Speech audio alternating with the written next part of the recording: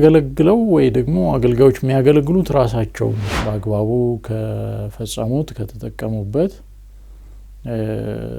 ክብር የሚያሰጥ እንዲሁም ደግሞ በእግዚአብሔር የመፍጠር ተግባር ውስጥ የሰው ልጅ ሱታፌ እንዲኖረው የሚያደርግ ማለት ነው።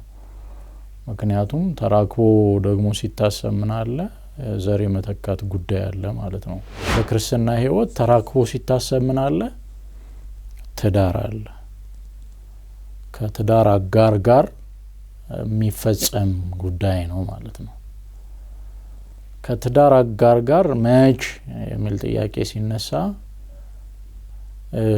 በሥርዓተ ቤተክርስቲያን አጽዋማት ይጠበቃሉ፣ በዓላት ይጠበቃሉ፣ ሰንበታት ይጠበቃሉ። ወንድና ሴት በጋብቻ ውስጥ ላሉ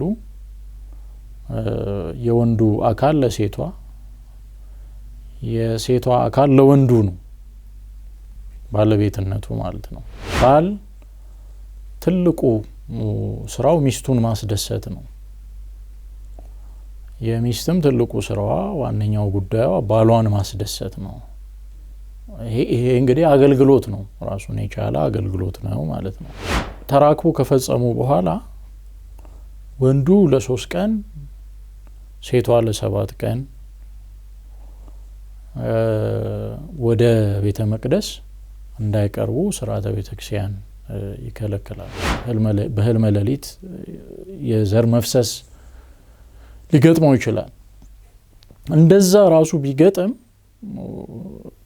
እለቱን ወደ ቤተ መቅደስ መግባት መቅረብ አይችልም። ዲያቆናቱ እንደዚህ አይነት እንትን የሚታሰብባቸው አይደሉም ቀድሞ ነገር። ምክንያቱም ዲያቆን ከተባለ ድንግላዊ ነው። ቅስናውን ሳይቀበል አግብቶ ከሆነስ አሁንም ክህነቱ አይሻርም፣ አፈረሰ አይባልም። በሥርዓተ ቤተክርስቲያን ትልቅ ኃጢአት ነው ዝሙት። በዚህ ውስጥ ጳጳሱ አለ። ጳጳስ ለምን ፓትርያርክ አይሆንም? ንስሐ አባት አለው፣ እሱም ሰው ነው። ወንዶች ልጆችም ወንዶች ሰዎችም የተደፈሩ ያሉበት ሁኔታ ስላለ እነሱን ታሳቢ ባደረገ ቤተክርስቲያን የምታስተናግድበት መንገድ ትሪት የምታደርግበት መንገድ የራሷ መንገድ አላት።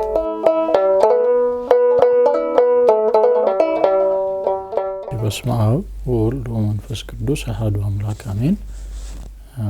አምላካችን እግዚአብሔር በነገር ሁሉ ስለሚረዳን ይልቁንም ደግሞ ቃሉን እንድንነጋገርና በቃሉ ጥላ ውስጥ ለማደር እንድንበቃ ሁሌ በዚህም ሆነ በሌላ መንገድ እንድንነጋገር ስለሚረዳን ስሙ የተመሰገነ ይሁን። እንግዲህ ባለፉት ቀናት ከነሐሴ 1 ጀምሮ የእመቤታችን የእናታችን የቅድስት ንጽሕት ድንግል ማርያም ፍልሰቷን በማሰብ ሱባኤ ላይ ቆይተናል። ሱባኤውንም ጨርሰን ደግሞ በዓለ ፍልሰቷን ትንሣኤዋን አክብረናል። ስለዚህ ለዚህ ሚዲያ ቤተሰቦች እንዲሁም ለመላው ሕዝበ ክርስቲያን ለእመቤታችን ለእናታችን ለወላዲተ አምላክ ለቅድስት ንጽሕት ድንግል ማርያም በዓለ ትንሣኤ በዓለ ፍልሰታ እንኳን አደረሰን አደረሳችሁ ማለት እወዳለሁ። እንግዲህ ይሄ ሰሞንም የእሷ ነገረ ትንሣኤ ፍልሰቷ የሚነገርበት ነው። እረፍቷ እንዲሁም ደግሞ ትንሣኤዋ ከሐዋርያት ሱባኤ ጋር ተያይዞ የሚነገርበት ነው። ከዚህ ደግሞ አለፍ ስንል እንግዲህ መጪ አዲስ ዓመት አለ። እሱም ቅርባችን ስለሆነ ለዛም እንኳን አደረሰን ማለት እወዳለሁ። በተለይ ደግሞ ባለፉት ቀናት አስበነው ያለፍነው አክብረነው ያለፍነው የጌታችን የመድኃኒታችን የኢየሱስ ክርስቶስ ብርሃነ መለኮት የተገለጠበት ከ9ኙ አበይት በዓላት አንዱ የሆነው ደብረ ታቦር አክብረን አልፈናል። እሱም ራሱን የቻለ ትልቅ በዓል ነው። ትልቅ ምስጢር ያለው ትልቅ ትምህርት የሚተላለፍበትና በረከት የሚገኝበት በዓል ነው። እሱንም አክብረን አልፈናል። በጥቅሉ ለነኚህ በዓላት ለጊዜውም እንኳን አደረሰን ማለት እወዳለሁ። ድጋሚ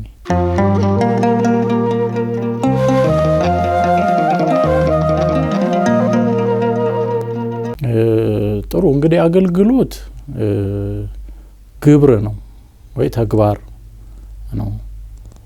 ስለዚህ በዛ ተግባር ውስጥ ያለን አካል በጥቅሉ አገልጋይ ማለት ይቻላል። በስርዓተ ቤተክርስቲያን አንጻር ስናየው 3 ጾታዎች አሉ። ወንድ ሴት፣ ከዛ በኋላ ደግሞ ምንድነው ክህነት አለ ማለት ነው። ስለዚህ በዚህ አንጻር ስናየው ክህነት የሚፈልጋቸው ወይ ደግሞ ክህነት የሚጠይቁ አገልግሎቶች አሉ። ከድቁና ከዛም በታች እስከ ጵጵስና ማለት ነው። ስለዚህ በክህነት ረገድ በእያንዳንዱ የአገልግሎት ሱታፌ ላይ ድቁና የሚጠይቀው ወይ ደግሞ በድቁና ደረጃ የሚገለገል አገልግሎት አለ፣ በካህን ደረጃ አለ፣ በጳጳስ ደረጃ አለ። ስለዚህ አገልግሎቱ ወይ ተግባሩ ስርዓተ አምልኮ ለሚፈልገው አገልግሎት የበቃ ማነው ለሚፈልገው ስልጣን ወይ ክህነት የበቃ ሰው ያንን አገልግሎት ይፈጽማል ማለት ነው። ዞሮ ዞሮ በስርዓተ አምልኮ ውስጥ ያለ የተግባር ሱታፌ ነው አገልግሎት ብለን የምንጠራው። በቤተ መቅደስ ውስጥ እንዳልኩት ካህናቱን የሚፈልግ አገልግሎት አለ። ከቤተ መቅደስም ውጪ እንደዚሁ ካህናቱን የሚፈልግ አገልግሎት አለ። ክህነት ደግሞ የማይፈልግ ምእመን ሊፈጽመው የሚችል አገልግሎት አለ። ተግባሩ በመንፈሳዊ እሳቤ ውስጥ ያለ ወይ ደግሞ በመንፈሳዊ ህይወት ውስጥ ያለ ሆኖ የትኛው ምእመን ሊፈጽመው የሚችል እስከሆነ ድረስ ፈጻሚውን አገልጋይ እንለዋለን፣ ተግባሩን ደግሞ አገልግሎት እንለዋለን። እንግዲህ አገልግሎት በዓለማዊውም እንደዚሁ አለ አይደል እንዴ? እንዲፈጸምለት የሚፈልገውን ነገር ይዞ የሚመጣው ተገልጋይ ነው፣ ፈጻሚው ደግሞ አገልጋይ ነው የሚሆነው። በመንፈሳዊ አውድ ስናየው ቅኝቱ መንፈሳዊነት ያለው ሆኖ ከስርዓተ አምልኮ ጋር የተያያዘ ሆኖ ራስን ከማገልገል ጀምሮ ራስን ማገልገል ማለት እንግዲህ ለራስ መንፈሳዊ ህይወት የሚበጁ ነገሮችን ከማድረግ ማሰብ፣ መናገር፣ ማድረግ እነኚህ የተካተቱበት ከዛ ጀምሮ ሌሎችን ደግሞ እስከ ማገልገል የሚሄድ ማለት ነው። እንግዲህ እዚህ ጋር መሰረታዊው ልንዘነጋው የማይገባው ጉዳይ በስርዓተ አምልኮ ሂደት ውስጥ ብዙ ጊዜ በተለምዶ የሚያገለግሉት እግዚአብሔርን እንደሆነ አድርጎ ያስባሉ። ግን እንደዛ አይደለም። የምናገለግለው ወይ ደግሞ አገልጋዮች የሚያገለግሉት ራሳቸውን ነው። እግዚአብሔር ልናገለግሉ ምንችልበትም አቅም የለንም፣ ብቃትም የለንም። ግን ለራሳችን የሚበጀውን ነገር በመሆንና ለሌሎች የሚበጀውን ነገር በማድረግ ሂደት ውስጥ ራሱ ስርዓተ አምልኮ ለራሳችን የሚጠቅም መልሶ የሚከፍለን ተግባር ነው ማለት ነው። ስለዚህ ከክህነት ረገድ ካየ ነው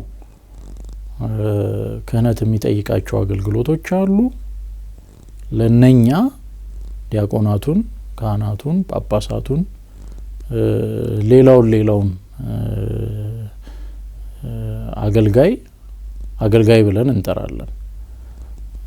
ሰባኪ ወንጌሉን ጨምሮ ማለት ነው። ክህነት የማይጠይቁ በየትኛውም ምእመን ጾታ የማይለዩ ሊሆኑ ይችላሉ። የሚፈጸሙም አገልግሎቶች አሉ። በሁለት ከፍሎ ማየት ይቻላል ማለት ነው። ክህነት የሚጠይቅ ካህናቱ የሚፈጽሙት፣ ክህነት የማይጠይቅ ደግሞ ምእመናኑ የሚፈጽሙት ማለት ነው። በጥቅሉ ግን በክርስቶስ ክርስቲያን የተሰኘ ሁሉ ከክህነት ውጪ ላሉ አገልግሎቶች አገልጋይ ነው ማለት ነው። አገልጋይነቱ ከራሱ ይጀምርና ወደ ሌሎች የሚሻገር መሆኑ እንዳለ ሆኖ ማለት ነው። በየትኛውም መስክ በክርስትና ማዕቀፍ ውስጥ እስካለን ድረስ ወይ ደግሞ ማንነታችንን የሰራው እሴት የክርስትና እሴት እስከሆነ ድረስ በየትኛውም አይነት ሁኔታና መስክ እንደ ክርስቲያን ነው መኖር ያለብን። ስለዚህ በመንግስት ተቋማት ይሁን በግለሰቦች ተቋማት ተቀጥረንም ይሁን በበጎ ፈቃድ ለምንሰራቸው ስራዎች በጠቅላላ የሚቃኘን የክርስትናው መሰረተ ሀሳብ ነው፣ መርህ ነው፣ አስተምህሮ ነው፣ እሴት ነው። ያ እስከሆነ ድረስ በምንፈጽማቸው ተግባራት ውስጥ በጠቅላላ ተግባራቶቹን ስንፈጽም እያሰብን የምንፈጽመው ክርስትናው እነኛ ተግባራት በየትኛው መንገድ እንዴት ሊፈጸሙ ይገባል ለሚላቸው ለሚባሉ ወይም ደግሞ ለሚሰኙ ጥያቄዎች የሚሰጠውን ምላሽ መነሻ አድርገን ነው ማለት ነው። ስለዚህ በየትኛውም አይነት መስክ የተሰማራ ገበሬ ይሁን ነጋዴ፣ አስተማሪ ይሁን ሐኪም፣ ጫማ የሚያጸዳ ይሁን ህንጻ የሚገነባ፣ መንገድ የሚሰራ ይሁን ሌላ ስራ ላይ የተሰማራ ሁሉ ተግባራቱን ሲፈጽም የክርስትናን መሰረተ ሀሳቦች ያስባል ማለት ነው። ግዴታው ነው። ስለዚህ ተግባራቱን የሚቃኘው የእርሱ መንፈሳዊነት ነው፣ የእሱ የክርስትና ህይወት ነው። መጽሐፍ ቅዱስ ላይ የተቀመጡ መርሆች ናቸው፣ ህጎች ናቸው። ስለዚህ መልካም አገልጋይነቱ፣ ቀና አገልጋይነቱ በዛ ይረጋገጣል ማለት ነው። ገብርኄር ብለን የምንጠራው አይነት አገልጋይ ይሆናል ማለት ነው። እንግዲህ ከመጽሐፍ ቅዱስ እንደምንረዳው በተለይ በዚህ በገብርኄር እሳቤ ውስጥ ከመልካም አገልጋይነት አንጻር ሁሉ በተሰማራበት መስክ ሊያስብ የሚገባው የተሰጠውን መክሊት እንዴት ዘርዝሮ መንዝሮ አትርፎ መገኘት እንዳለበት ነው ማለት ነው። ሁሉ በየድርሻው መክሊት ወስዷል፣ መጠኑ ይለያይ እንጂ አንዱ የእግዚአብሔር መንፈስ፣ አንዱ መንፈስ ቅዱስ በተለያየ ደረጃ የተለያየ አይነት መክሊት ለሰው ልጆች ሰጥቷል፣ አሳድሯል የሰው ልጆች ላይ። ስለዚህ ለምሳሌ የጸሐፊነት መክሊት የተሰጠው ሰው ይኖራል። በጸሐፊነቱ ከተሰጠው መክሊት አንጻር ሲደመር ክርስቲያናዊ እሳቤ የክርስትና ኦርቶዶክሳዊነት እሴቶች ማያ መነጽሩ ክርስቲያን ኦርቶዶክሳዊነት ነው አይደል? ስለዚህ ከዛ አንጻር የሚጽፋቸው ነገሮች አንባቢውን ያንጻሉ ወይ? ለሀገር ለቤተክርስቲያን ይጠቅማሉ ወይ? ነገን ይሰራሉ ወይ? ለህፃናት ማደግ አስተዋጽኦ አላቸው ወይ ብሎ መጠየቅ መቻል አለበት። ዝም ብሎ ብቻ መክሊቱ ስለተሰጠው አቴዮባቴውን እየጻፈ የራሱን ፍላጎት ብቻ ማንጸባረቅ የለበትም። እንደዚሁም ደግሞ በየመስኩ የተሰማራው ሰው የሚሰራቸውን ስራዎች ሲሰራ ከክርስትና መሰረተ ሀሳብ ይሄ የምሰራው ስራ እንዴት ነው ለሰው ጠቃሚ የሚሆነው? መንፈሳዊ ህይወቴን አይጎዳም ወይ እንደዚህ ባደርግ እንደዛ ባደርግ? ስለዚህ የራሱን ንጽህና በጠበቀ መንፈሳዊነቱን በጠበቀ ከመጽሐፍ ቅዱስ እሳቤዎች፣ መርሆች፣ መመሪያዎች፣ ህጎች የማያወጣው መሆኑን እያረጋገጠ መሆን መቻል አለበት የሚሰራው ማለት ነው። ስለዚህ መልካም አገልጋይነቱ ይታወቃል ማለት ነው። ስለዚህ አሁን በመንግስት ተቋማት ስትሄድ የክርስቲያኑ ኦርቶዶክሳዊ አገልግሎት አሰጣጥ በተግባሩ መለየት መቻል አለበት። በትህትና ተቀብሎ ትህትና ባለው ቃል አነጋግሮ ህጉ በሚፈቅድለት መስራት ባለበት መንገድ ሰርቶ ሰውን አስተናግዶ መመለስ መቻል አለበት። ስለዚህ በዛ መልካም አገልጋይነቱን ይገልጻል ማለት ነው። ሰዎችም ይመሰክሩለታል፣ በአንጻሩ ደግሞ እግዚአብሔር ይመሰክርለታል ማለት ነው።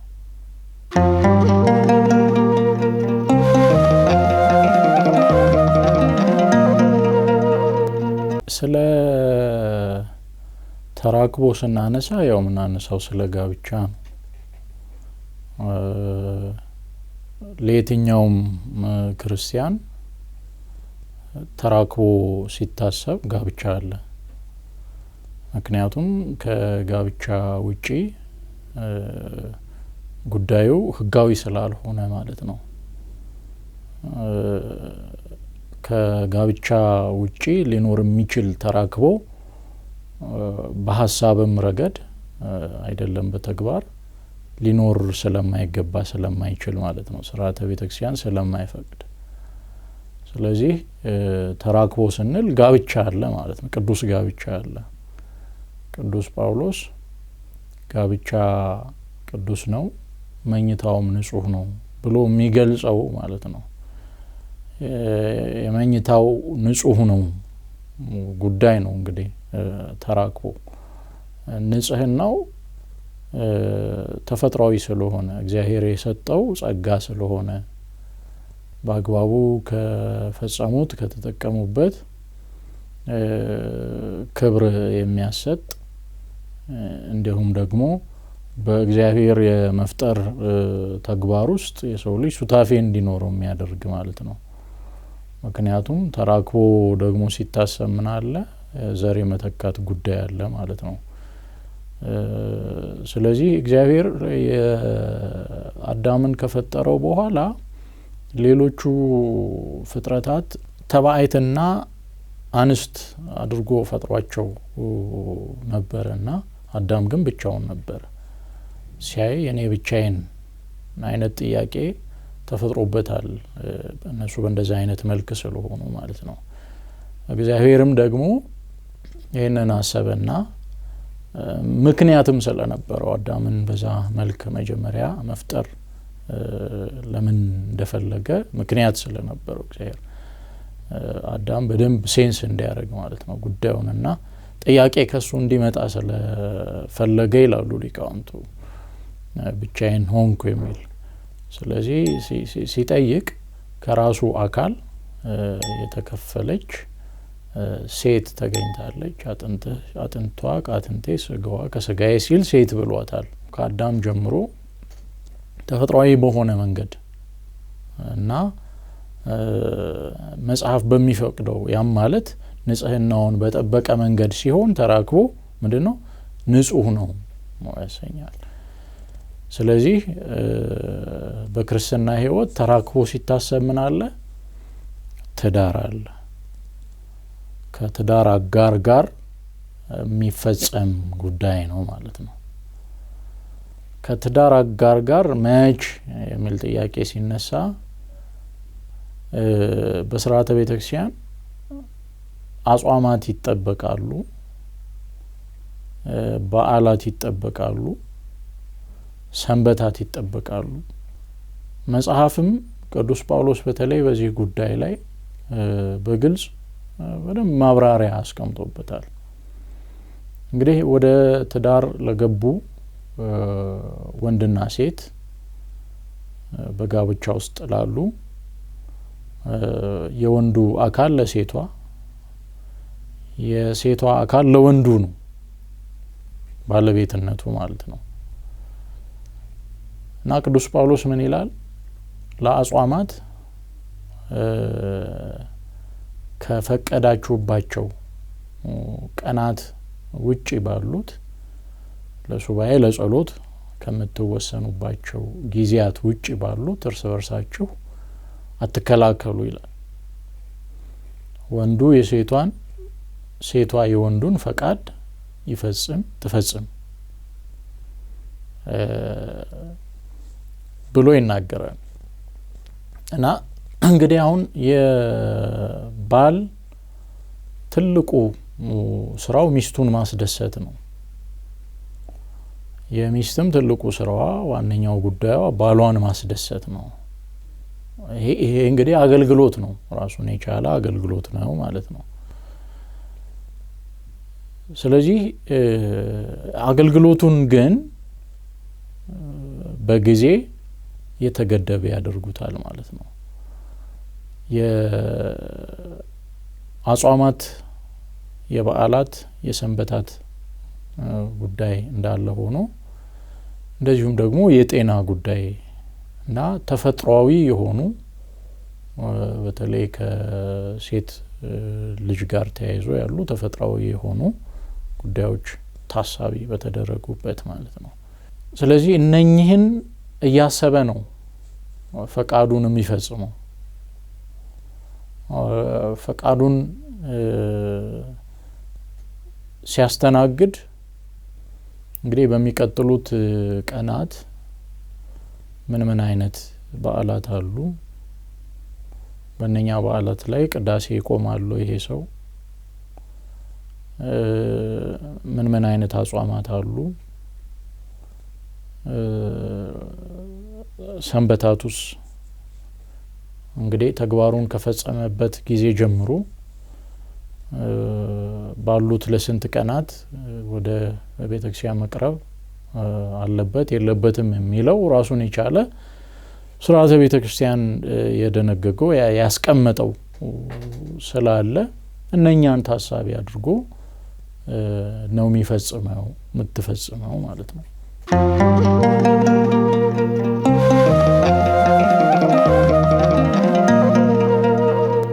እንግዲህ ከካህናት ሆኑ ምእመናን ተራክቦ ከፈጸሙ በኋላ ወንዱ ለ3 ቀን ሴቷ ለ7 ቀን ወደ ቤተ መቅደስ እንዳይቀርቡ ስርዓተ ቤተክርስቲያን ይከለክላል። የሴቷን 5 ቀንም የሚሉ አሉ፣ እንደዛ የሚሉ አባቶች አሉ። ዞሮ ዞሮ ተራክቦ ከፈጸሙ በኋላ ለዚህ ያክል ቀናት ወደ ቤተ መቅደስ እንዳይቀርቡ ስርዓተ ቤተክርስቲያን ይከለክላል።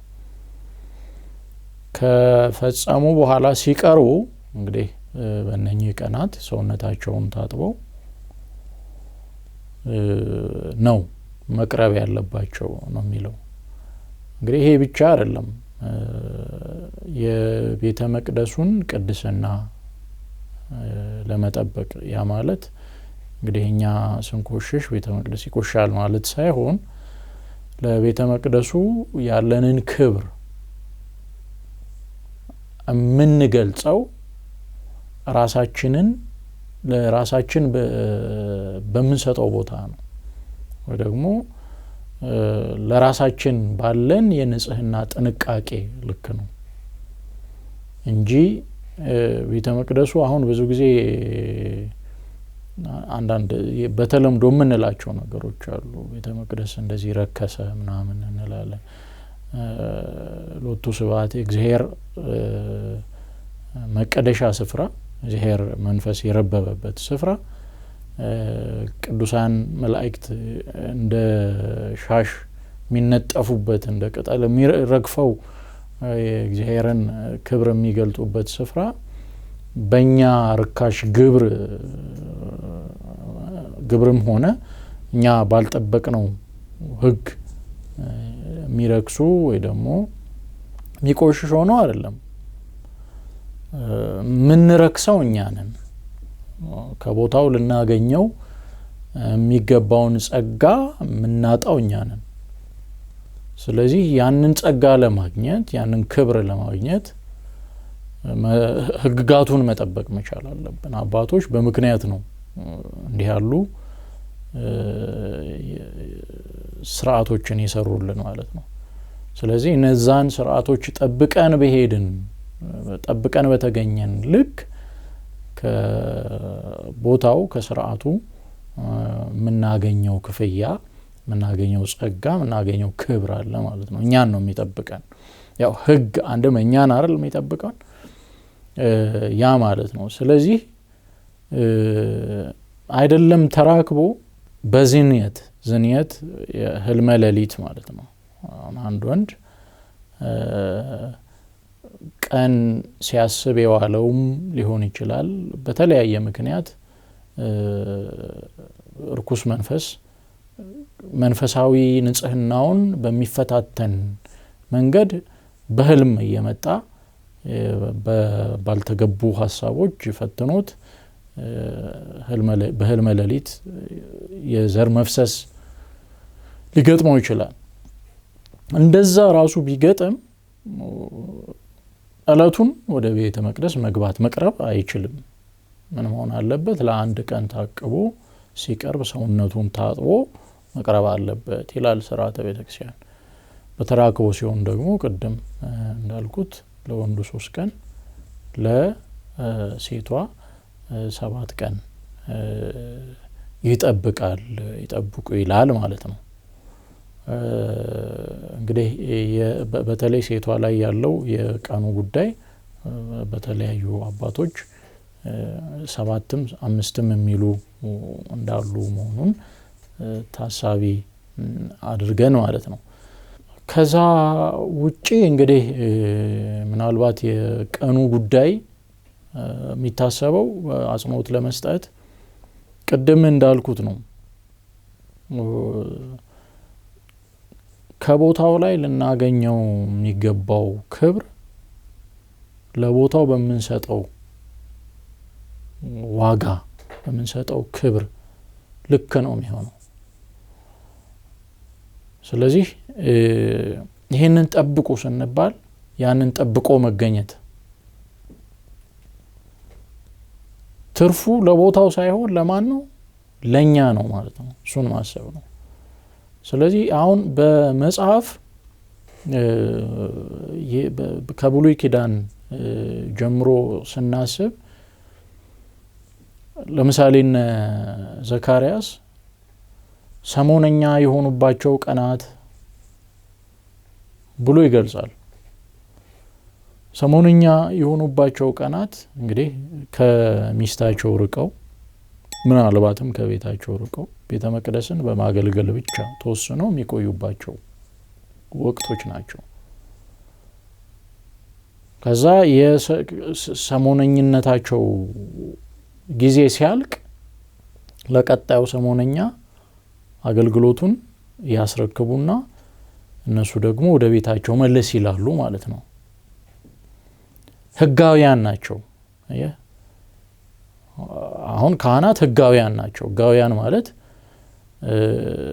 ቤተ መቅደስንም ያገለግላሉ፣ ቤታቸውንም ያገለግላሉ። በህግ የተያዙ በትዳር የተያዙ ናቸው፣ በጋብቻ የተያዙ ናቸው። ህጋውያን ይባላሉ። ዲያቆናቱ እንደዚህ አይነት እንትን የሚታሰብባቸው አይደሉም ቀድሞ ነገር። ምክንያቱም ዲያቆን ከተባለ ድንግላዊ ነው። ወደ ትዳር ከገባ የድቁና አገልግሎቱ ያበቃና ወደ ቀስስነት ይሄዳል ወይ ይቀስሳል። በስርዓተ ቤተክርስቲያን አግባብ ማለት ነው።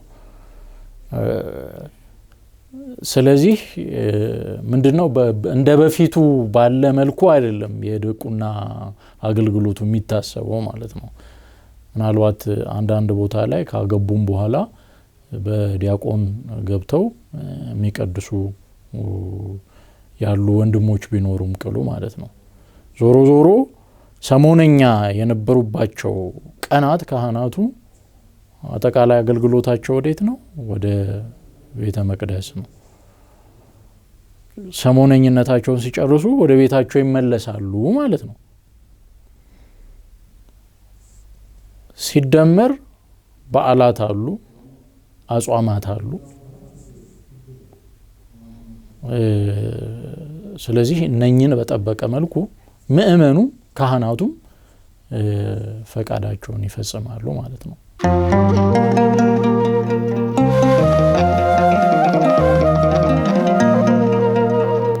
እንግዲህ ዲያቆናት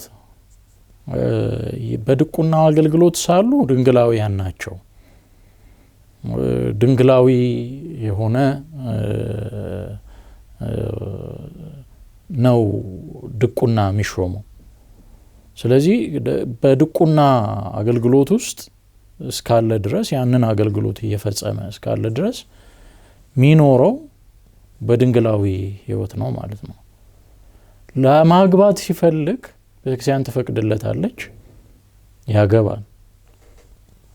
ሲያገባ ድቁና ይፈርሳል ማለት አይደለም። የዛ በድቁና የተቀበለው ክህነት ይፈርሳል ማለት አይደለም። ህጋዊ ይሆናል ማለት ነው።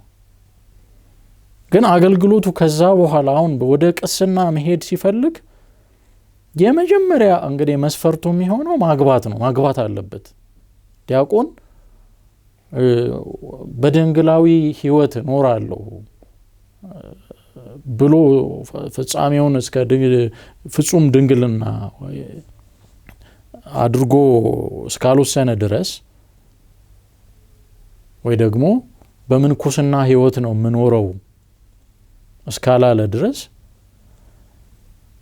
ሲያገባ ወይ ደግሞ ካህን ለመሆን ምን መሆን አለበት?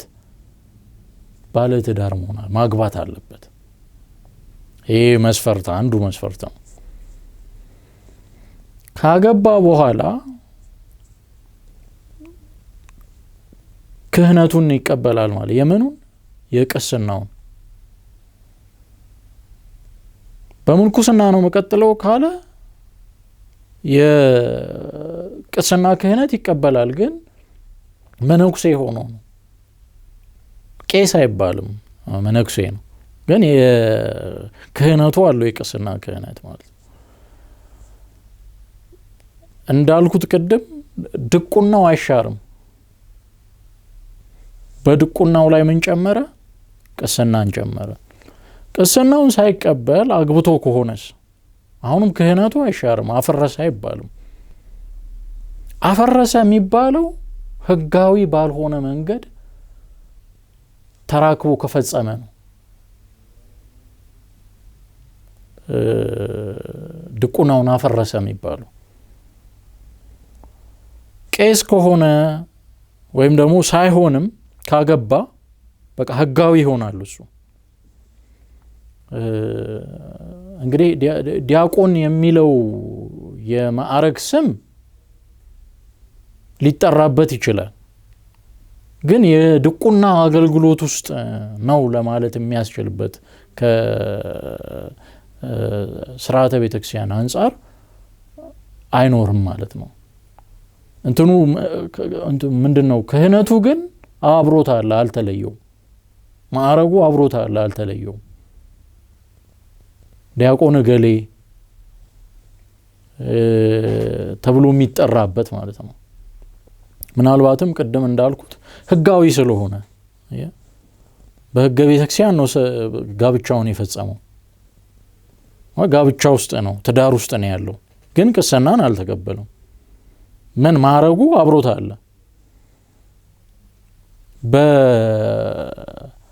በዲያቆን ቦታ ገብቶ ቅዳሴ ሊቀድስ የሚችልበት እድል ዝጋ አይደለም ማለት ነው።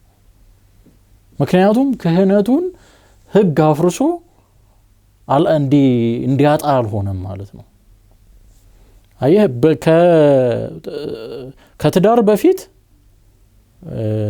ወደ አውሰባው አልገባም ወይ ተራክቦ አልፈጸመም።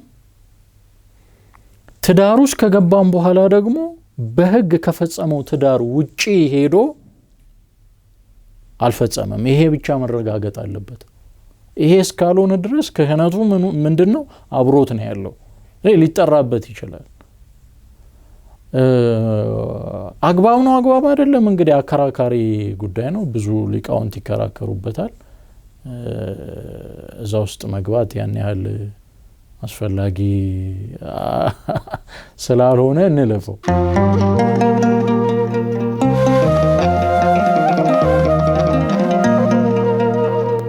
እንግዲህ ይሄ የሚሆነው አየህ ዝሙት ነው የሚሆነው።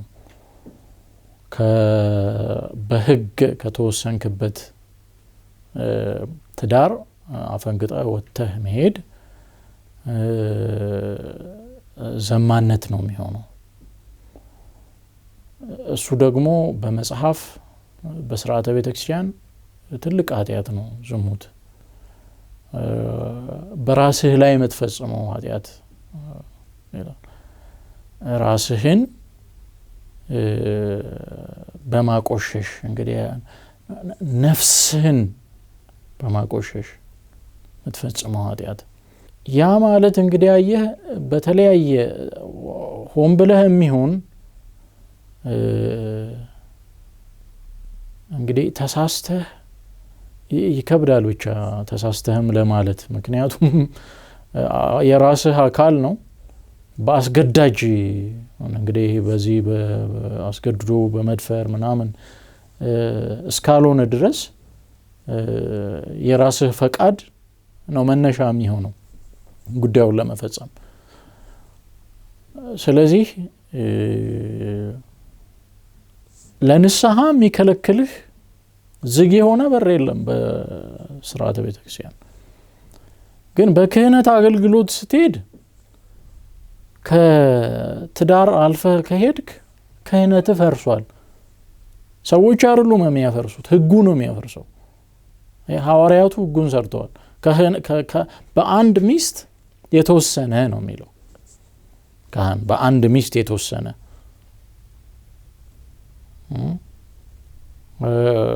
ዲያቆንም ክህነቱን ላለማጣት ማዕረጉን ላለማጣት በአንድ ሚስት የተወሰነ። ስለዚህ ከአንድ ሚስት ሲወጣ ክህነቱ አብሮ ወጥቷል ማለት ነው፣ ተለይቶታል። እንግዲህ እንደምታውቀው ክህነት በሚታይ አገልግሎት የማይታይ ሹመት ነው አይደል? ስልጣኑ እኮ አይታይም።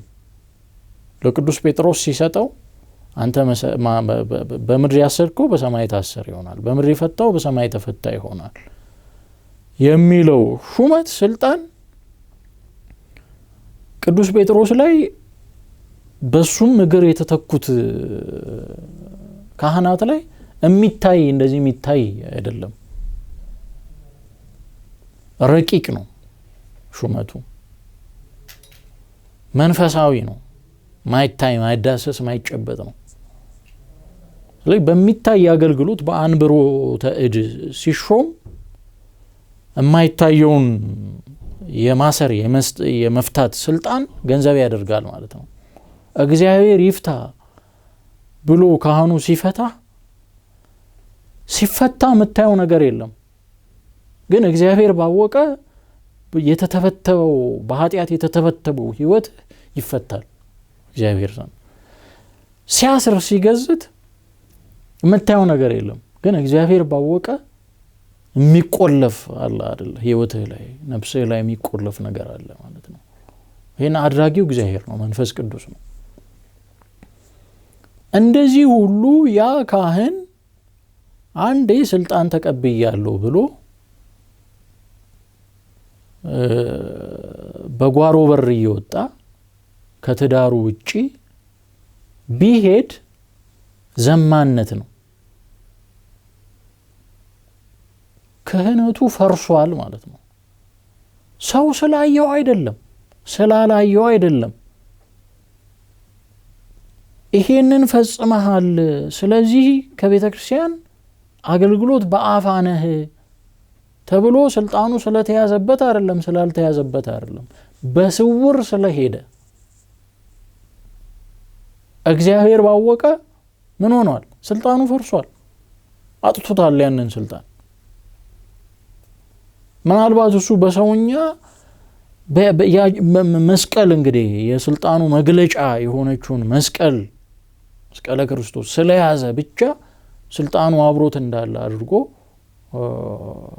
ቢያስብ ቢባርክ እግዚአብሔር ይፍታ ቢል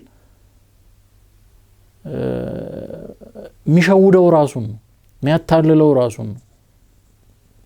እሱም ሰዎችም ከሱ የሚጠቀሙት ነገር የለም። ግን እግዚአብሔር ባወቀ አየ እሱ ክህነት እንዳለው አሁን ብዙ ጊዜ ካህናት መስቀል የያዘ ሰው ስናይ ልባችን ወከክ ይላል። ለካህናት ያለን ቦታ ክብር የተለየ ነው። እኛ የምናውቀው ስልጣናቸውን ነው እንጂ ፐርሰናል ላይፋቸውን አይደለም። የግላዊ ንጽህናቸውና መንፈሳዊነታቸውም ያን ያህል ቦታ አንሰጠውም። the only thing የምናስባት ምናቸውን ነው? ስልጣናቸውን ነው። በእግዚአብሔር ፊት የተፈታች ከኃጢአት ነፃ የወጣች ግዕዛኗን ያገኘች ነፍስ እንፈልጋለን። ነፍሳችን እንደዛ ነው የምትፈልገው።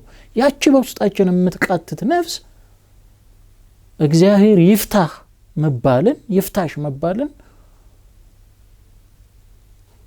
በጣም ትልቅ ቦታ ሰጥታ ስለምታየው ሄደን እንባረካለን። እግዚአብሔር ባወቀ ለስልጣኑ በሰጠነው ቦታ እግዚአብሔር አይፈታንም ብለህ ታስባለህ? ኃጢአታችንን አይተውልንም ብለህ ታስባለህ? ፈቺው አሳሪው እኮ እግዚአብሔር ነው፣ ሰውየው አይደለም። ምክንያቱም ስልጣኑ እኮ የሰውየው አይደለም፣ የእግዚአብሔር ነው። ስለዚህ እኛ ሰውየው በቃ ካህን ነው ብለን እስከተባረክን ድረስ በረከታችንን አናጣም። እሱ ግን ለራሱ ይቀርለታል ማለት ነው። ግን ያችን ጉዳይ በፈጸመ ቅጽበት እንዴ አይደለም ሐሳቡን ሲያመነጭ እኮ ለሐሳቡ ንስሐ ሊገባበት ይገባል። ሀቃለ ከየትኛውም ክርስቲያን ንስሐ አባት ሊኖረው ይገባል። የትኛው ለአቅመ አዳም ለአቅመ ሔዋን የደረሰ ነው። በሥርዓተ ቤተክርስቲያን ኃጢአት ከ7 ዓመት ጀምሮ ይቆጠራል አይደለ ምትለው ቤተክርስቲያን።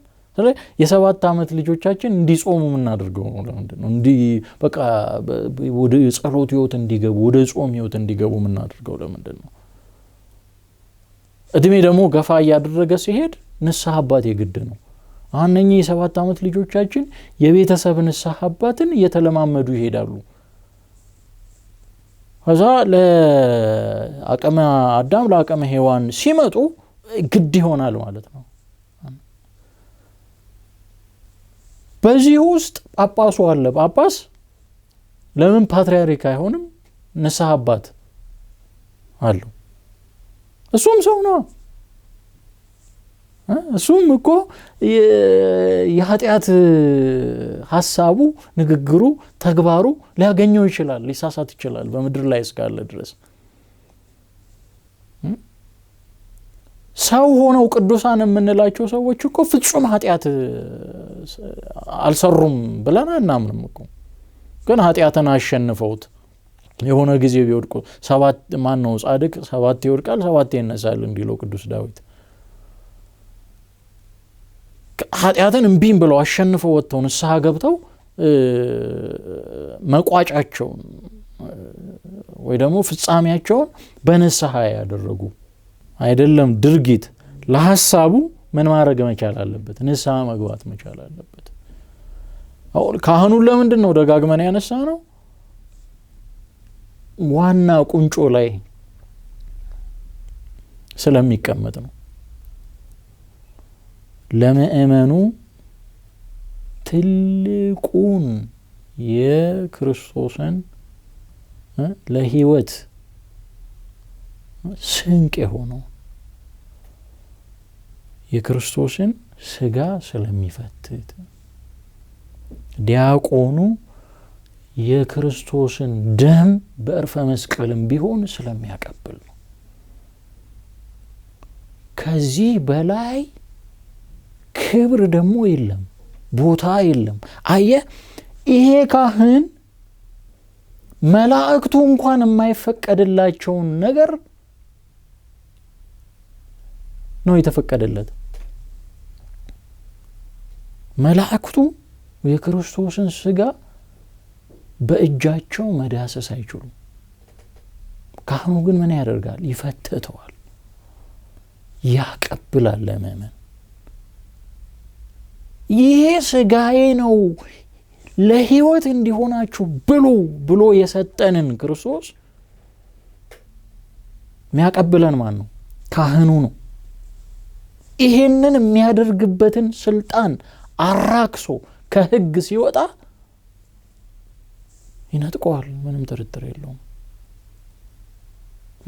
የለውም በአካል በተግባር ግን እኛ ስናየው ያንን ነገር ሊፈጽም ይችላል እግዚአብሔር ባወቀ ክህነቱ በተነጠቀ እግዚአብሔር ለሰዎች የሚገባውን ነገር ያደርጋል በሱ በኩል ህግ አላየኝም ብሎ ወይ ሰዎች አላዩኝም ብሎ እግዚአብሔር ማያይ መስሎት እግዚአብሔርን ማሞኘት አይችልም ሰዎችን ለጊዜው ሊያሞኝ ሊያታልል ሊያስመስል ይችላል ግን ሰዎች አምነው የሚቀርቡት ስልጣኑ የእግዚአብሔርነቱን ነው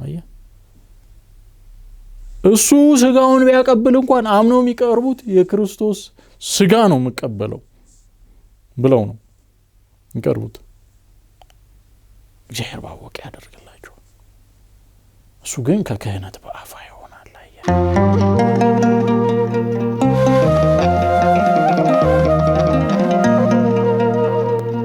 እንግዲህ ቤተክርስቲያንን ስንዱ መቤት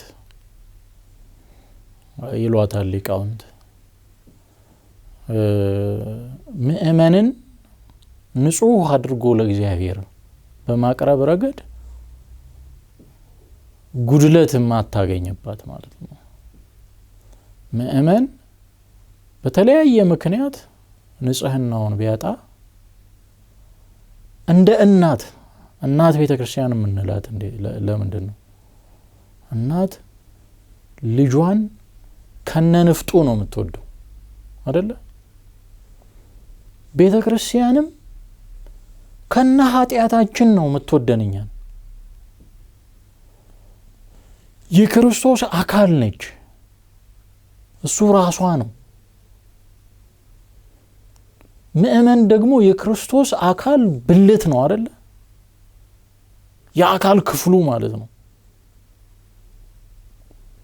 ስለዚህ ይህ የአካል ክፍሉ የክርስቶስ አካል ክፍል የሆነ ምእመን ንጽህናውን አስጠብቃ ሙሽርነቱ የበቃ ሆኖ ለክርስቶስ እንዲቀርብ በስርዓቷ በህግጋቷ ተሰራዋለች ታበጃጀዋለች ስለዚህ በየትኛውም አይነት ሁኔታ ውስጥ ሆኖ ንጹህ ማንነት ኖሮት በዛ ፍጻሜው እንዲሆን ተሰናርታ ነው የምትጠብቀው ምእመኑን ማለት ነው። አትተውም ማለት ነው። ምን ታረጋለች? በወደቀበት ገብታ ለሱ ህግ ሰርታ በዛ ህግ ጠግና ተመልሰዋለች።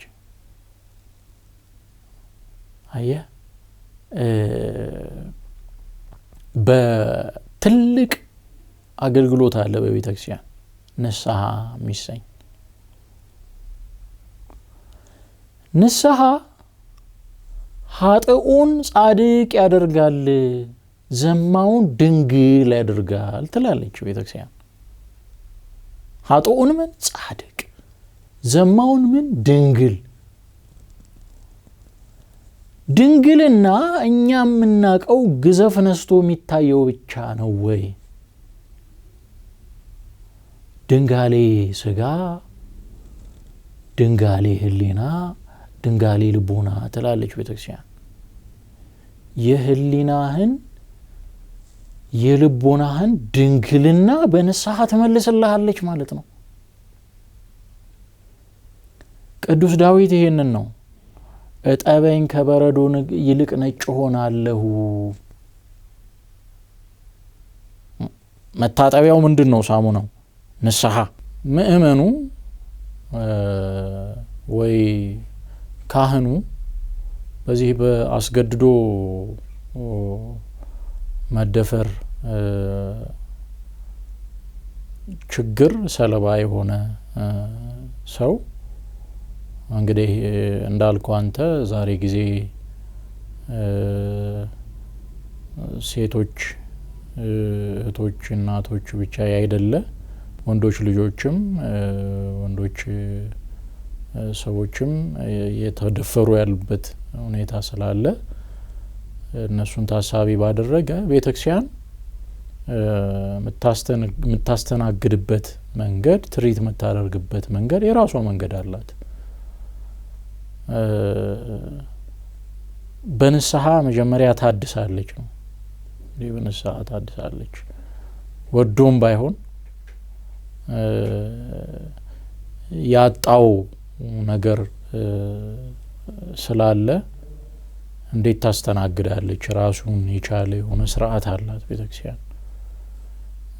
ዞሮ ዞሮ አውቆም ይሁን ሳያውቅ ላጣው ክብር ላጣው ንስሕና መመለሻ መንገዱ ከእግዚአብሔር መታረቂያ መንገዱ ወደ ቤተክርስቲያን ህብረት መዋሃጃ መደመሪያ መንገዱ ንስሐ ነው ማለት ነው።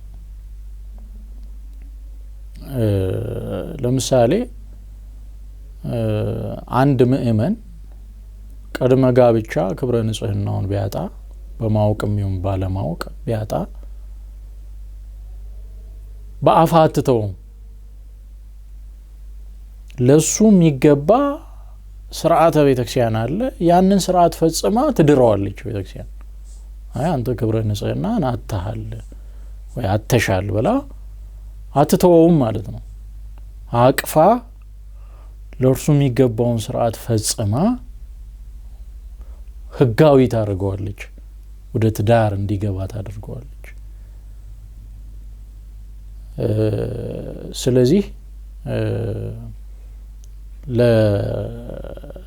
ለዚህ አይነት ችግር ሰለባ ለሆኑ ሰዎች ማስታመሚያ ትሪት ማድረጊያ ህግ ስርዓት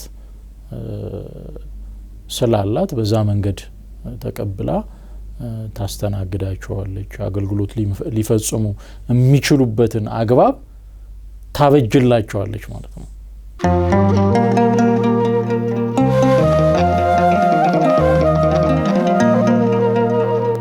ጥቅል አገልጋይነትን ስናየው ክርስቲያኖች አገልጋዮች ነን። በጨለማ ያለውን ዓለም ወደ ክርስቶስ ብርሃን የምናመጣ አገልጋዮች ነን።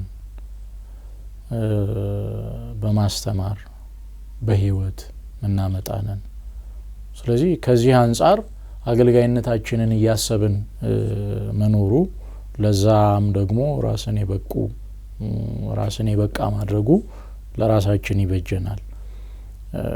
መክሊት ስላለን በመክሊታችን አትርፈን መገኘት ስላለብን ማለት ነው። በዚህ በአገልግሎት ህይወት ውስጥ ደግሞ